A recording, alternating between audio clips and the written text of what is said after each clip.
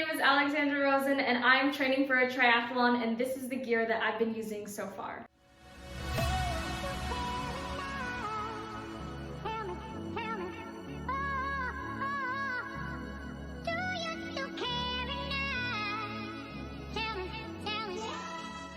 Alright, so I have just recently decided to get into training for a triathlon. I am an absolute beginner in terms of triathlons.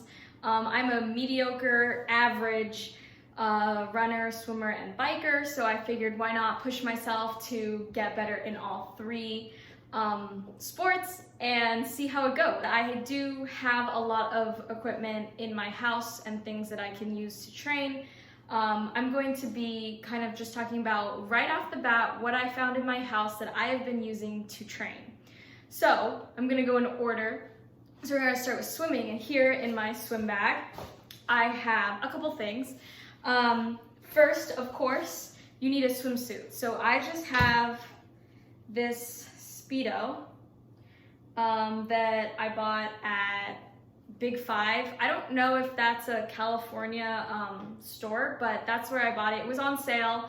Nothing too fancy. This is just a suit that I used to swim in when I like to swim during the summer. It's a great summer exercise and it's fun. The next thing I have in here is a kickboard. You don't need to buy this, but I have one because, like I said, I love to do swim workouts during the summer. So it's kind of nice to sometimes just have your own. Yeah, but it's not necessary. A lot of public pools have them available for free, so you can just use that whenever. The next thing I have is this little buoy type thing. This, like, you put your feet in the holes and it's great for like arm strength, that kind of stuff. This is great for training. Again, it's another thing that a lot of public pools have and you don't need to buy. They are available pretty much everywhere for free, but I like to have them. The other two things that I don't actually have with me is goggles and a swim cap. Both, I use the Tier goggles, women's goggles. They're mirrored. I like that because I swim outdoors a lot, and so I brought my swim cap and my goggles to school when I was in college, and when the virus hit, we were told we were going home for 2 weeks and then we would come back. So I didn't bring a lot of things home, but one of those things was my swim cap and my goggles. Moving on to the biking. As you can see, I have my bike right behind me. It is a pretty standard hybrid bike, which makes it perfect for me for right now while I am riding. I can ride on trails or in the street, and there's not much else needed. And so I would definitely recommend that if this is something you are trying, to just use the bike that you already have in your garage for the time being, until you get like really serious about it or really into it. So the other thing that I use while I'm on my bike is, of course, a helmet. This is honestly just a standard helmet that I bought at the store. It was a decent price. That was all I was looking for. It's not anything over the top. So the next thing I use when I go out on a bike ride is this backpack. Now, it's a small pack. It's nothing too crazy. It's very lightweight. It's actually a Lululemon bag. I actually use this for school and for travel. So like I said, it's the perfect size. It's not too big, not too small. It might be a little bit big for biking. For the time being, this is a perfect bag for me. It has all of these pockets. And so in here, I have my little tire pump. So if I get a flat or something, I have that on hand. I can also, I also put water in it or anything, like my glasses, my wallet, keys, anything like that. So yeah, it's a great backpack, and for right now, it does the trick. It fits like this, and basically what I do is I buckle the straps so that it's tight against my back, and it's not kind of hanging low or anything like that, and I just have it tightened up like all the way here. So yeah.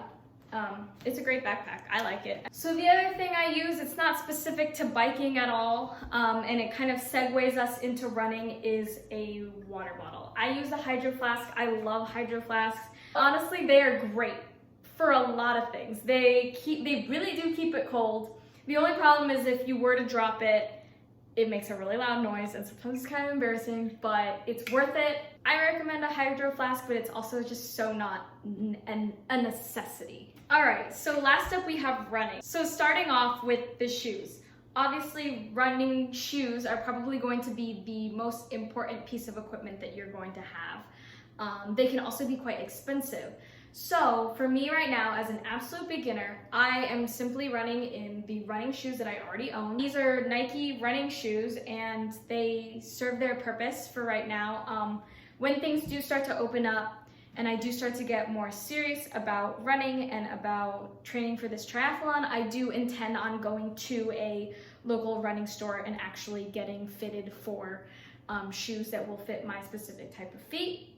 But for right now, whatever you already have is most likely perfect, unless it's hurting your foot or something specific like that. So the next thing I have is a pair of earphones. These are the Bose SoundSport. I don't know if there's a number, but they're definitely the Bose SoundSport. They're Bluetooth earphones, and these work perfect for me. I have no desire to buy AirPods at all.